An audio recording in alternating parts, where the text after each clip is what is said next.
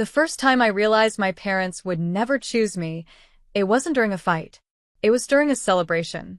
I was standing in my childhood living room, still wearing my work badge, shoes aching, when my mother clapped her hands and announced, "The contractor starts Monday." Everyone cheered. My cousin Brianna squealed and hugged my mom like she'd just won a lottery she never bought a ticket for. Photos of marble countertops and open shelving were already pulled up on her phone. My dad leaned back in his chair, proud, relaxed, like he'd just made a brilliant investment. I stood there confused. Contractor for what? Mom waved her hand. Oh, we're paying for Brianna's full renovation. Kitchen, bathrooms, backyard, everything. I waited. I honestly waited for the part where she said, "And we're helping you too." It never came. Instead, my dad looked at me and said, "This is good motivation for you. You need to learn how to survive on your own." The room went quiet. Not awkward quiet. Comfortable quiet. Like everyone agreed. My chest tightened. I'm not asking for a renovation. Mom interrupted, smiling like she was being kind. "Sweetheart, Brianna has potential. You're independent. You'll figure it out." Independent. That was the word they used when they didn't want to help me. I nodded slowly, afraid my voice would shake if I spoke. Brianna didn't even look embarrassed. She just smiled at her phone, scrolling through paint samples. That night, I packed one suitcase. No announcement. No dramatic exit. I loaded my car quietly while my parents watched TV in the other room, laughing at something that didn't matter. I left without saying goodbye, and none of them tried to stop me. I moved into a tiny apartment across town, thin walls, secondhand furniture, a view of a parking lot. The kind of place people call temporary so they don't have to admit they're struggling. I worked 2 jobs. One during the day at a logistics office, one at night answering customer chats from my laptop. I ate cheap food, tracked every dollar, and slept like someone afraid of wasting time. My parents didn't call. Weeks passed. Then months. No check-ins. No "Are you okay?" No apology. But I saw everything online. Photos of Brianna's new kitchen. Her spa bathroom. The caption, "So grateful for family." I almost laughed. What my parents never bothered to learn about me was this. I was good at fixing broken systems. At my day job, I noticed inefficiencies everyone ignored. Late shipments that cost money. Contracts no one renegotiated. Vendors overcharging because nobody pushed back. I started quietly correcting things. My boss noticed. "You saved us $15,000 this quarter," he said one afternoon, staring at a spreadsheet like it was magic. "How did you even find this?" "I just looked," I replied. 3 months later, I was promoted. 6 months after that, I was consulting for 2 other departments. I didn't post about it. I didn't brag. I didn't tell my parents. I remembered what they said. Learn to survive on your own. So I did. Almost 2 years later, I bought a house. Not flashy. Not huge. Just clean, solid, peaceful. A place that felt like breathing out after holding my breath for too long. I moved in quietly. And then one afternoon, while unpacking boxes, I got a message from my mom after months of silence. "Is that your house on Maple Ridge?" My heart didn't race. It didn't sink. It stayed calm. A minute later, another text came in. "We drove past it.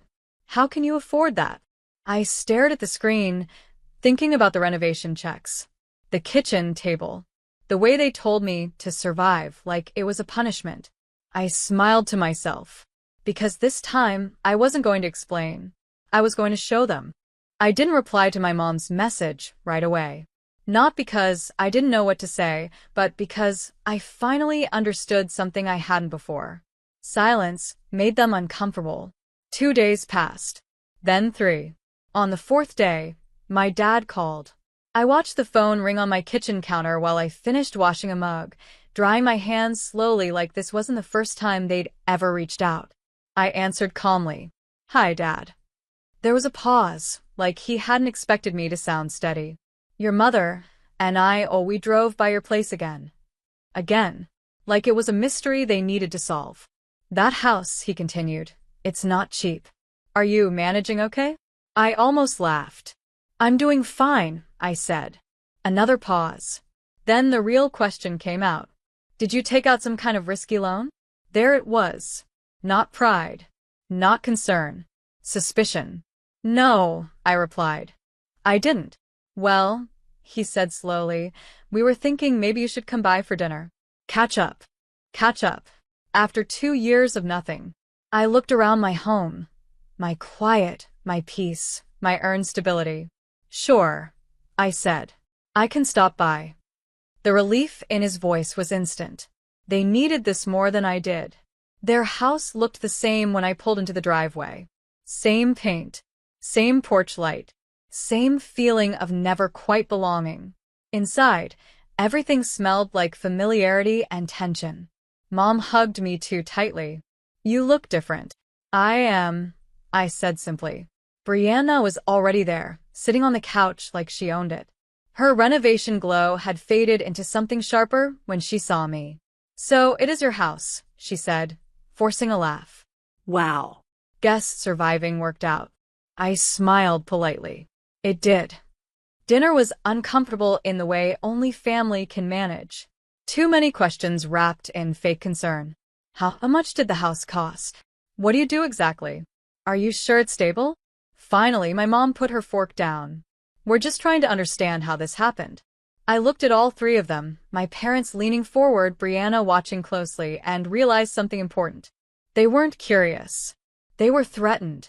I worked, I said. I noticed problems others ignored. I fixed them. People paid me for that. My dad frowned. That can't be enough for a house like that. I nodded slowly. It was. Brianna scoffed. Must be nice, getting lucky. I met her eyes. Luck doesn't work 80-hour weeks. The room went quiet. My mom cleared her throat. Well, if you're doing this well, maybe you could help family. Brianna's still paying off the renovation, and there it was. The reason for dinner. I leaned back in my chair, heart steady. No. Mom blinked. No. No, I repeated. I won't. My dad's voice hardened. That's selfish. I smiled, not sarcastic, not angry. Come. So, was telling your daughter to survive alone while you paid for someone else's comfort. Brianna rolled her eyes. You're holding on to that? I learned from it, I said. They didn't like that answer. I stood up, grabbing my jacket. I didn't come here to ask for anything. And I'm not here to give it either. Mom's voice cracked. We're your parents. I paused at the door. Then maybe you should have acted like it when it mattered. I left without raising my voice, without slamming the door. And for the first time, I didn't feel guilty. I felt free. The next week, Brianna posted again. A vague post about fake independence and people who forget where they came from. I didn't comment. Instead, I focused on the presentation I'd been preparing for months. Because while they were busy questioning how I afforded my life, they had no idea whose company they were about to lose control of. The morning after I left my parents' house, I woke up lighter than I had in years. No knot in my stomach. No replaying the conversation in my head. Just clarity.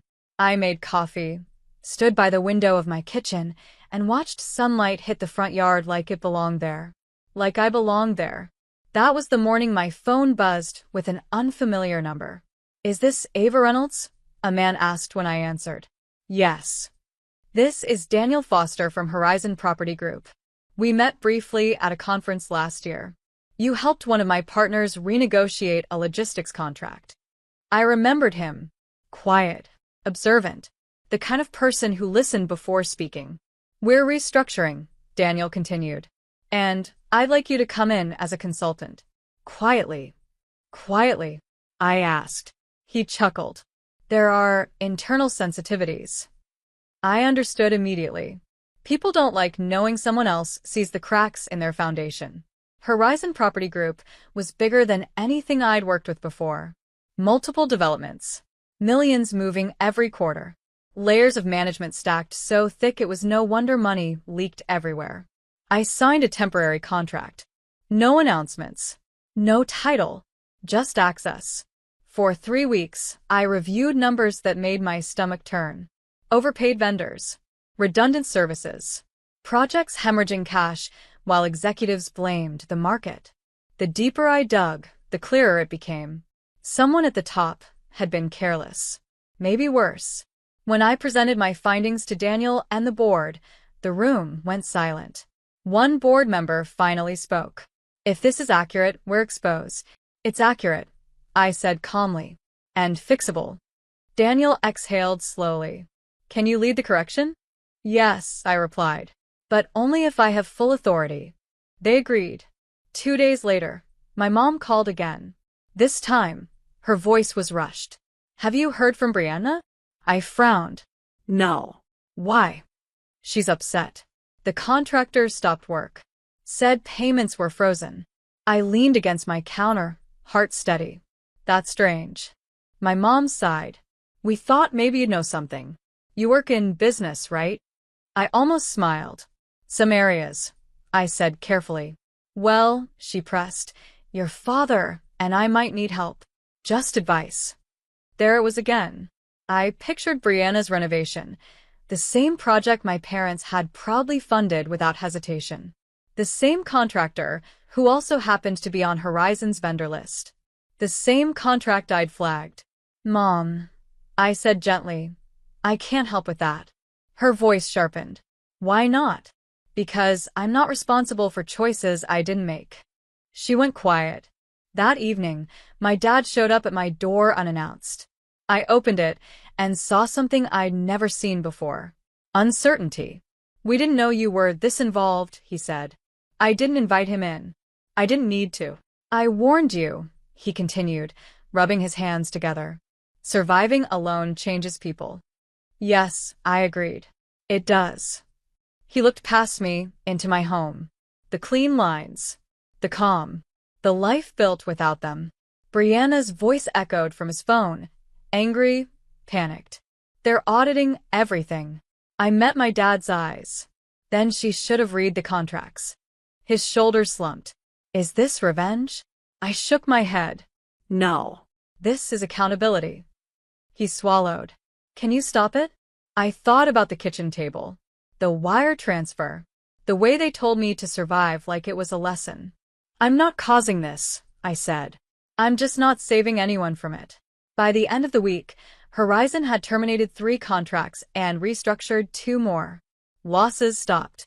Savings skyrocketed. And quietly, very quietly, I was offered a permanent leadership role. With equity. I signed without celebration. Because this wasn't about winning. It was about finally standing on ground no one could pull from under me. A few days later, Brianna messaged me directly for the first time in years. "You could have warned us." I stared at the screen, feeling nothing. Then I typed back. "You never warned me either." I blocked the number. That night, I sat on my porch, watching the sky fade into evening, feeling something settle inside me. Not anger. Not revenge. Peace. Because I hadn't taken anything from them. I'd simply stopped letting them take from me. And that was the most powerful move I'd ever made. The quiet after everything settled felt unfamiliar. No calls. No accusations. No sudden requests disguised as concern. Just space. At first, I didn't trust it. I kept waiting for another knock at the door, or another message that started with "We just want to talk." But days passed, then weeks, and nothing came. That was when I realized something important. They had finally run out of leverage. The promotion at Horizon became official a month later. My new office had glass walls and a view of the city, but the best part wasn't the title or the paycheck. It was the control. Decisions went through me. Contracts were reviewed carefully. Nothing slipped through anymore. For the first time, I wasn't fixing problems quietly in the background. I was leading. I celebrated by doing something simple. I invited myself out to dinner. No phone. No work. Just me, a small table by the window, and the satisfaction of knowing I'd built this life without anyone's permission. Halfway through my meal, my phone buzzed. Mom. I let it ring, then buzz again. Finally, a text appeared. "Can we talk?" No pressure. I finished my dinner before replying. We can meet somewhere public, I typed. For coffee. She agreed immediately. We met at a cafe near the park. Neutral territory. No childhood walls closing in. Mom looked older, tired in a way she never had before. When she saw me, she tried to smile and failed. I didn't realize how far you'd gone, she said softly after we sat. I stirred my coffee. You never ask. She flinched. We thought pushing you would make you stronger. It made me distant, I replied. There's a difference. She nodded slowly. Your father and we made assumptions. We thought helping Brianna was safer. Safer for who? I asked. She didn't answer. After a long pause, she said, we were wrong. Not dramatic. Not tearful. Just honest.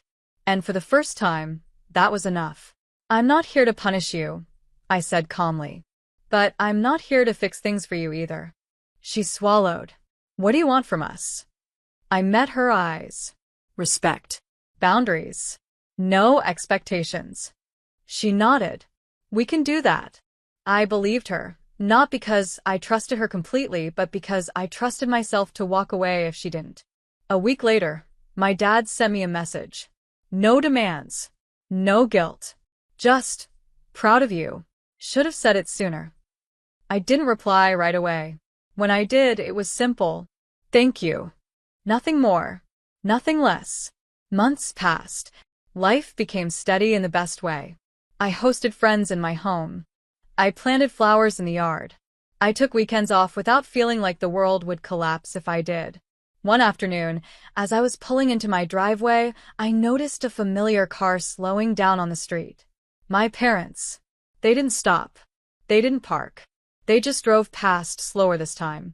Not to question. Not to compare. Just to see.